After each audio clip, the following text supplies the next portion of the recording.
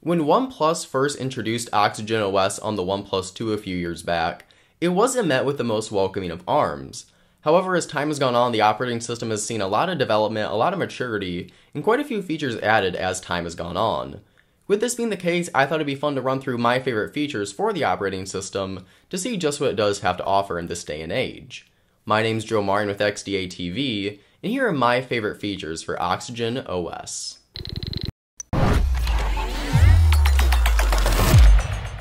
Now jumping right into things, one of my favorite features for OxygenOS is the shelf. The shelf is a vertically scrolling list on the left-hand side of your home screen setup, and although it may not be quite as useful as Google Now cards like you're going to find with the Pixel Launcher and the Google Now Launcher, depending on your involvement with the Google ecosystem, it is a really nice addition to be able to set up a lot of your favorite widgets that you use most often, such as maybe a to-do list widget, a weather widget, and various other things like that, and have access to all those things without really cluttering up your main home screens. With this shelf, you can also access some exclusive widgets that OnePlus throws into their smartphones, such as a data center where you can see the battery life on your phone, how much data you've used with your mobile plan, and how much storage is remaining on your device, as well as recent contacts you frequently use, recent applications that you use the most often throughout the day, and just some small little additions to make the shelf as functional as it can be, while providing you with some additional productivity tools with those widgets, but again, keeping your sort of main home screens that you use on a daily basis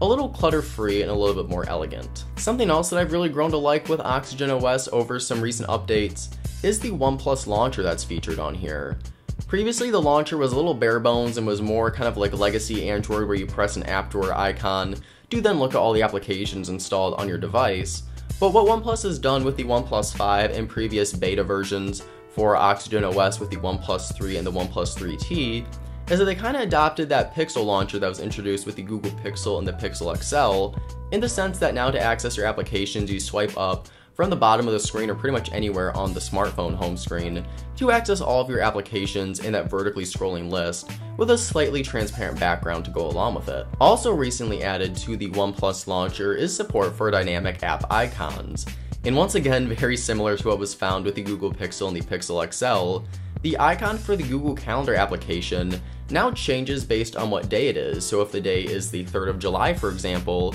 it'll show the number 3 there for the app icon, but if it goes to July 4th, that app icon will change to show the number 4. It's a very small touch, but it's one I am really happy to see make its jump over to OxygenOS. And also, OnePlus decided to take things a step further by introducing the support for their stock weather application. So with the weather app, if it's maybe cloudy in your area, the icon will now show clouds, and then if it's sunny or thunderstorming out, the app icon for that weather application will change to match that weather accordingly. Something else that OnePlus really gets right with OxygenOS is their take on navigation buttons for Android. Of course, ever since we had with the original OnePlus 1, you can swap between either on-screen navigation buttons or capacitive ones below that, and although you do save some screen real estate by having those capacitive buttons, it is nice to be able to have those on-screen ones if that's something you do prefer. Now, whether you choose to use the on-screen nav buttons or the capacitive ones, you can choose to flip-flop the placement of the back and recent apps button, and you can also add shortcuts for whether you want to double press on one of those buttons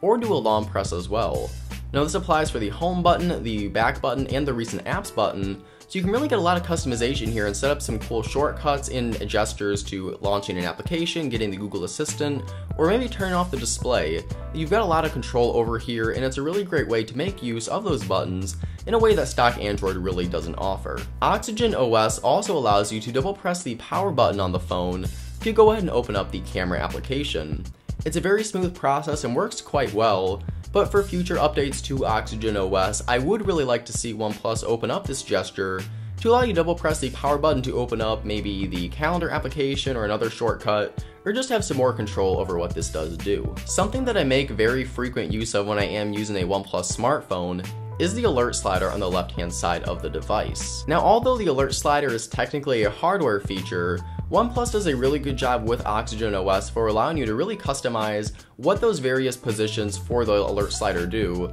to really give you full control over your notifications that you receive and how you do want to hear them throughout the day. You don't have the absolute most control over the silent or ring options on the alert slider, But when you go over to Do Not Disturb, you can adjust how you want alarms to react to this mode, if you want reminders or events to sound off when you're in Do Not Disturb. You can adjust certain contacts to make a notification if they call or message you, and even overall messages and calls in general, as to whether or not you do want to hear these when the phone is in this mode. Now, although these notification profiles aren't exclusive to OxygenOS, OnePlus really knocks it out of the park with the integration of the hardware with the alert slider and the various customization options you do have over these various profiles within that software that is OxygenOS. Speaking of customization, something else that I've really grown to love about OxygenOS as I've used it over the years is the built-in theming engine. OnePlus's take on themes isn't quite as extensive as what you're going to find with Substratum themes, or even what you can get with Samsung or HTC smartphones, but the options that you do have work very well,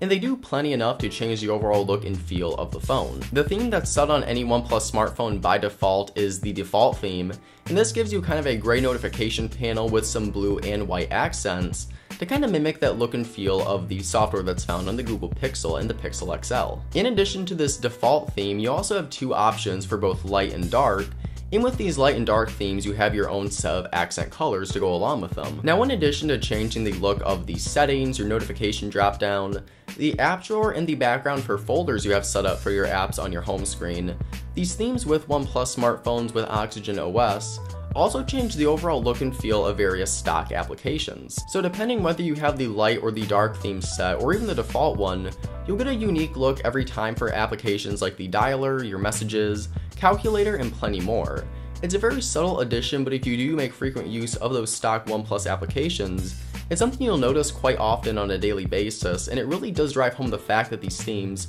pretty much change the overall appearance and overall feel of the entire smartphone. And the last feature for OxygenOS that I've really come to use quite a bit recently is the built-in font switcher. The font switcher works pretty much exactly how you'd imagine, as it allows you to switch from the base Roboto font for Android to the brand new OnePlus Slate font. You can of course download third-party fonts online that you want to use with OxygenOS on your smartphone, and although it isn't the biggest leap forward in regards to customization for the OxygenOS platform, it is a very nice subtle touch that you really do notice quite often just throughout the settings of the phone, throughout various applications, and a lot of things that are very text heavy. At the time of recording this video, the font switcher is only available for the OnePlus 3 and the 3T if it's part of the open beta program for OxygenOS, but OnePlus has also confirmed that the font switcher will be coming to the OnePlus 5 with a future over-the-air update. Before making this video, I did reach out to you guys on Twitter asking you what your favorite features of OxygenOS were,